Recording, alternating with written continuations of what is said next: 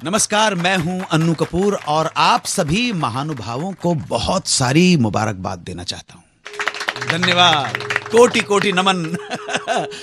मुबारकबाद इसलिए कि हमारा शो एक कामयाब शो है और इसकी कामयाबी में पूरा का पूरा श्रेय आप सब लोगों को जाता है। कामयाबी का इस बात से पता लगता है कि आप जो श्रोता हैं उनके साथ साथ हमारे स्टूडियो की ऑडियंस भी बढ़ती चली जा रही है। आज हमारा स्टूडियो खचाखच भरा हुआ है ऑडियंस से। मैं इस हमारी ऑडियंस का स्वागत करता हूं। भाई लग रहा है कहां बड़े बड़े दूर दूर से आप लोग आए। करीब आ जाइए तो फिर जिक्र छेड़ूंगा सन 1980 का, 1980 की फिल्मों का, किस्सों का, कहानियों का दास्तान। तो चलिए शुरू करते हैं आज का शो और बात करते हैं 1980 की सबसे महंगी मेगा फिल्म की। इस फिल्म का स्केल, कास्टिंग और बजट सब कुछ बहुत बहुत विशाल था। शोले के बाद रमेश सिप्पी और जीपी सिप्पी ने दर्शकों को बड़े शान से पेश की नई फिल्म जिसका नाम ही था शान। शान में भी रमेश जी शोले की मोस्ट सक्सेसफुल जोड़ी अमिताभ बच्चन और धर्मेंद्र को ही रिपीट करना चाहते थे। उन्होंने रवि के रोल के लिए अमिताभ बच्चन को और विजय के रोल के लिए धर्मेंद्र को साइन कर लिया था और हेमा मालिनी और परवीन बाबी को भी हीरोइंस के रोल के लिए साइन कर लिया। लेकिन हेमा मालिनी अपने रोल से ज्यादा खुश नहीं थी, इसलिए उन्होंने फाइनली यह फिल्म छोड़ दी। उन दिनों ही धर्मेंद्र और हेमा मालिनी का रोमांस अपने पीक पर था। हेमा मालिनी के जाते ही धर्मेंद्र ने भी इस फिल्म से हाथ खींच लिए और उनकी जगह एंट्री हुई शशि कपूर और बिंदिया गोस्वामी की। तब सबके रोल भी बदल गए। अमिताभ बच्चन जो रवि का रोल कर रहे थे उन्हें विजय बना दिया गया और उनका रवि का रोल शशि कपूर को दे दिया गया। इस फिल्म में भी संजीव कुमार को साइन किया गया था। कुछ लोग कहते हैं कि उन्हें शाकाल के रोल के लिए साइन किया गया था, कुछ कहते हैं कि उन्हें अब्दुल के रोल के लिए साइन किया गया था, पर संजीव कुमार इस फिल्म का हिस्सा नहीं बन पाए और शाकाल के रोल में कुलभूषण खरबंदा और अब्दुल के रोल में मजहर खान की एंट्री हुई, जो तब तक फिल्म इंडस्ट्री में ऐसे ही किसी मौके की तलाश में थे। फिल्म का स्केल और भी बड़ा और लार्जर देन लाइफ हो गया जब सुनील दत्त और शत्रुघ्न सिन्हा को भी इस फिल्म से जोड़ लिया गया। कहते हैं कि अमिताभ बच्चन से अपनी राइवलरी की वजह से शत्रुघ्न सिन्हा ने यह फिल्म इसी शर्त पे की कि उन्हें अमिताभ से ज्यादा मेहनताना दिया जाए और रमेश सिप्पी ने ऐसा किया भी। इंडस्ट्री के लोग भी फिल्म सिटी में इस फिल्म के सेट्स देखकर परेशान थे क्योंकि वो काफी कॉस्टली और बड़े नजर आ रहे थे। आम जनता की भी इस फिल्म से एक्सपेक्टेशन बहुत ज्यादा बढ़ गई थी। फिल्म शान रिलीज हुई पर कुछ ही दिन में शान की जान निकल गई क्योंकि हॉलीवुड स्टाइल की इस फिल्म को शोले जैसी देसी फिल्म देखने वाले दर्शक पचा नहीं पाए। हालांकि आरडी का म्यूजिक पहले ही काफी पॉपुलर हो गया था, पर इस फिल्म की शान बढ़ा नहीं पाया। आगे बात करेंगे दो ऐसे दुश्मनों की जिनकी फिल्म का नाम था दोस्ताना। आप बस सुनते रहें सुहाना सफर विद अन्नू कपूर, सिर्फ 92.7 बिग एफएम पर। 92.7 बिग एफएम पर सुनते रहिए सुहाना सफर विद अन्नू कपूर।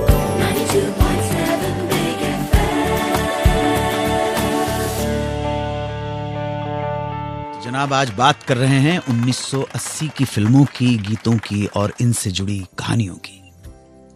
बात करते हैं 1980 की एक बहुत चर्चित फिल्म जिसका नाम था दोस्ताना। चर्चित इसलिए कि उन दिनों इस फिल्म के हीरो अमिताभ बच्चन और शत्रुघ्न सिन्हा की दोस्ती से ज्यादा इनकी दुश्मनी के चर्चे थे। इस फिल्म को डायरेक्ट किया था राज खोसला ने, जिनकी इन दोनों और इस फिल्म की हीरोइन जीनत अमान के साथ पहली फिल्म थी। शत्रुघ्न फिल्मों में अमिताभ के सीनियर थे। जब अमिताभ बच्चन फिल्मों में आए तब तक शॉटगन को छोटे छोटे मगर इंपॉर्टेंट रोल मिलने शुरू हो गए थे। महमूद साहब के यहां दोनों की मुलाकातें होती थी और ये दोनों अच्छे दोस्त भी बन गए। अमिताभ बच्चन के कहने पर भी, ना चाहते हुए भी, शत्रुघ्न सिन्हा ने Bombay to Goa film accept कर ली। वक्त बदला और शत्रुघ्न सिन्हा को लीड रोल मिलने शुरू हुए। उन्हीं दिनों शत्रु साहब को शोले में जय का रोल ऑफर हुआ, पर क्योंकि वो सेकंड हीरो रोल था इसलिए उन्होंने इनकार कर दिया। यहां तक कि दीवार भी उन्हें जहन में रखकर लिखी गई थी। पर जनाब, एक दिन उन्हें पता चला कि वो रोल अमिताभ के पास चला गया और बदलते वक्त में अमिताभ बच्चन बन गए स्टार और शत्रुघ्न भी पॉपुलर हो गए। मुलाकातों का दौर कम होने लगा। शत्रुघ्न सिन्हा का कहना है कि फिल्म काला पत्थर में जब उन्हें लेने की बात हुई तो अमिताभ बिल्कुल नहीं चाहते थे कि उन्हें कास्ट किया जाए, लेकिन उनके मना करने के बावजूद काला पत्थर में उन्हें कास्ट कर लिया गया। इस सेट पर अमिताभ बच्चन उनसे बात तक नहीं करते थे। काला पत्थर की रिलीज के बाद इन दोनों ने जो सीन साथ किए उनमें भी शत्रुघ्न को दर्शकों ने ज्यादा पसंद किया, पर दोस्ताना पहले ही शुरू हो चुकी थी, इसलिए यह फिल्म जल्दी कंप्लीट हुई और इन दोनों की साइलेंट फाइट्स की खबरों ने दोस्ताना को बॉक्स ऑफिस पे गर्म कर दिया। फिल्म रिलीज हुई और हो गई हिट। यह राज खोसला की आखिरी हिट फिल्म थी। कहते हैं अमिताभ बच्चन को एक प्रॉब्लम यह भी थी कि शत्रुघ्न शूट पे लेट पहुंचते थे। शान और नसीब के बाद अमिताभ बच्चन ने शत्रुघ्न के साथ काम करना बंद कर दिया और ये दोस्ताना बदल गया दुश्मनी में। वापस आके बात करेंगे फिल्म एक्ट्रेस रेखा की। पता नहीं क्यों इस नाम से महान कवि हैं, हमारे मित्र हैं, बड़े भाई हैं, श्री अशोक चक्रधर जी का नाम याद आ जाता है। उन्होंने रेखा के ऊपर 2 लाइनें बहुत अच्छी कही हैं कि हमारा देश भी कमाल का देश है, हमारा देश भी कमाल का देश है। इस देश में रेखा की गरीबी तो मिट सकती है, लेकिन गरीबी की रेखा कभी नहीं मिट सकती। हमारा देश कमाल का देश है। आप बस सुनते रहें सुहाना सफर विद अन्नू कपूर, सिर्फ 92.7 बिग एफएम पर। 92.7 बिग एफएम पर सुनते रहिए सुहाना सफर with Annu Kapoor. 92.7 Big FM।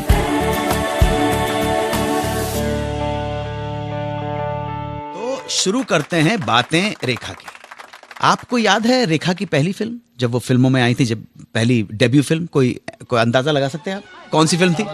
सावन भादो। रंग है नशीला, अंग अंग है नशीला। बिल्कुल। अगर आप गौर से देखेंगे इस फिल्म में तो रेखा की जो अपीयरेंस है वो उतनी इंप्रेसिव नहीं थी। मैं जाहिर है कि मैं इसको बड़ी शालीनता के साथ बोलूंगा। थोड़े से साउथ से आई हुई थी और साउथ की हमारी फिल्म्स के अंदर जिस तरह का कदकाठी होती है, बिल्कुल उसी के साथ उन्होंने प्रवेश लिया था। शायद यह हो सकता है वो जमाना हो कि जब 0 साइज हमारी फिल्म इंडस्ट्री में था ही नहीं। हमारा तो इंडस्ट्री में शुरुआत ही 50 के साइज से तो हम बात कर रहे हैं रेखा की। सांवली सी थी, टिपिकल साउथ की जो लड़कियां आया करती थी। अभिनय ठीक ठाक था, जिसकी वजह से फिल्मों में जमी रही। 1980 इस साल में रेखा ने ऋषिकेश मुखर्जी के साथ एक फिल्म की। फिल्म का नाम था खूबसूरत।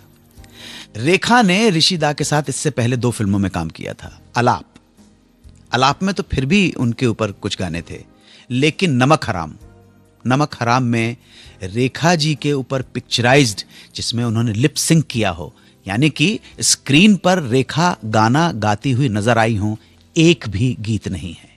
बड़ी अजीब सी बात थी। इसलिए जब ऋषिकेश मुखर्जी ने उन्हें खूबसूरत के लिए साइन किया तो खूबसूरत रेखा के लिए बहुत इंपॉर्टेंट फिल्म हो गई थी। कहानी भी बहुत अच्छी थी। इस फिल्म के लिए उन्होंने बहुत मेहनत की, अपना वेट कम किया और खूबसूरत में जब रेखा दर्शकों के सामने आई तो बिल्कुल बदली हुई, स्मार्टनप हुई रेखा थी। रेखा की खूबसूरती देखकर दर्शक बस झूम उठे। विमेन ओरिएंटेड फिल्म थी। इसमें अशोक कुमार दादा मुनि की भी एंट्री हुई थी और उन्होंने एक गाना गाया था। तबले के बोल बोलते हैं, राइट? तबले के बोल पड़ंत करते हैं दादा मुनि, और बहुत खूबसूरत पड़ंत की दादा मुनि ने।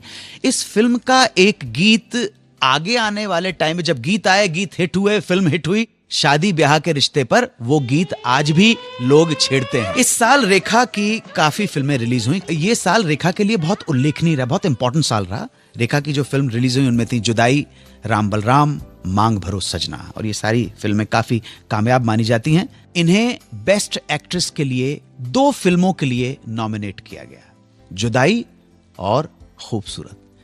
आप बता सकते हैं बेस्ट एक्ट्रेस का फिल्म फेयर अवार्ड इन्हें किस फिल्म के लिए मिला?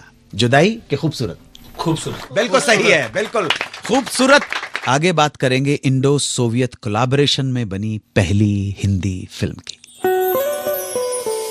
92.7 बिग एफएम पर सुनते रहिए सुहाना सफर with Annu Kapoor. 92.7 Big FM.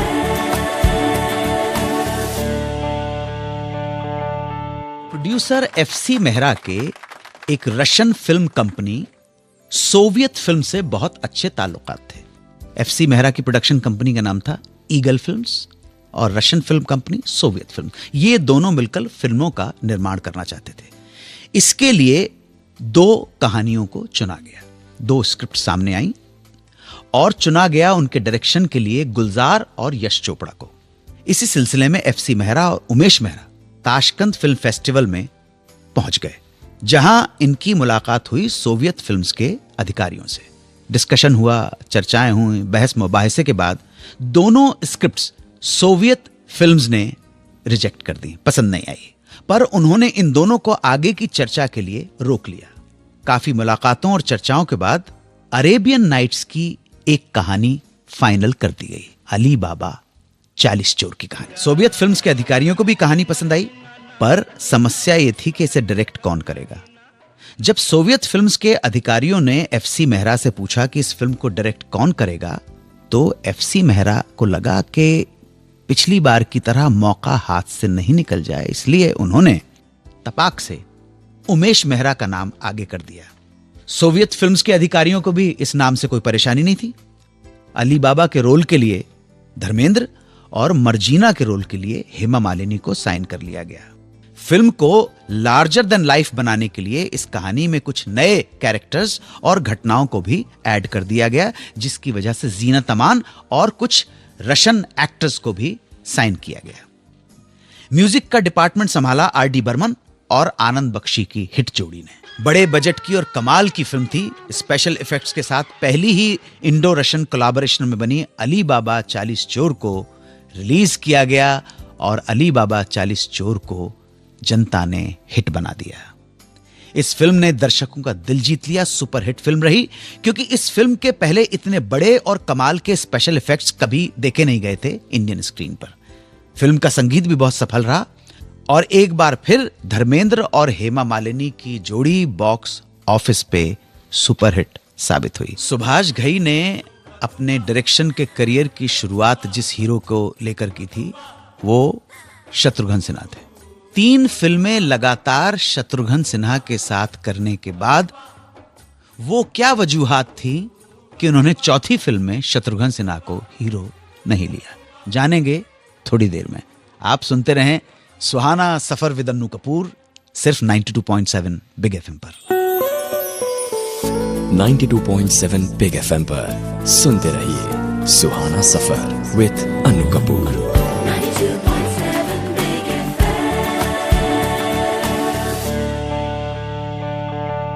Subhash Ghai film Kalicharan से डायरेक्टर बने और इंडस्ट्री में अपना मकाम बनाया।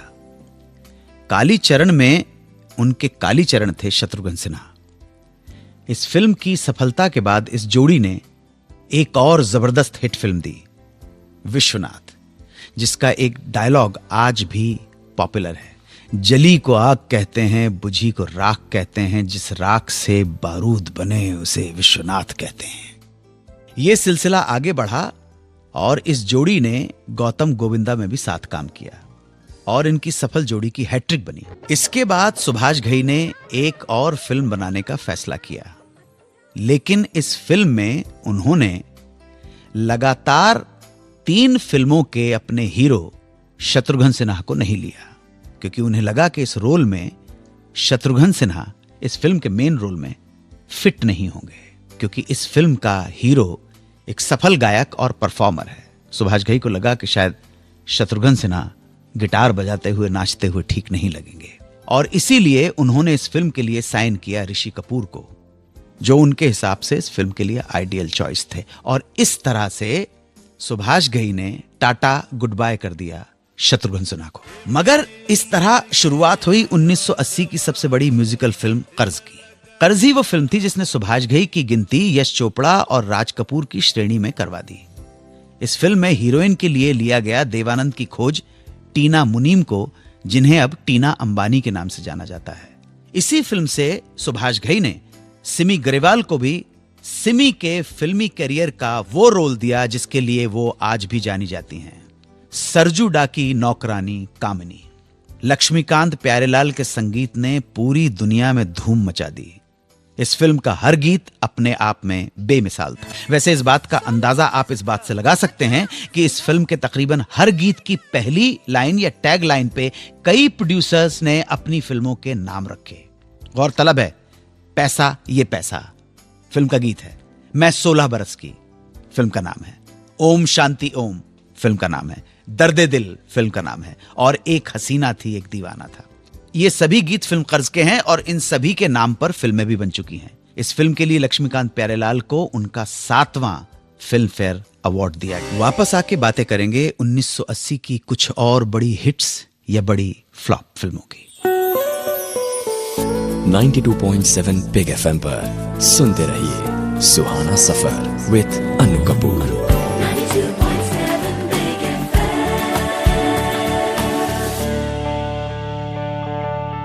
बात कर रहे हैं सन 1980 की। इस साल की सबसे चर्चित फिल्मों में से एक फिल्म थी B.R. चोपड़ा की फिल्म का नाम था इंसाफ का तराजू।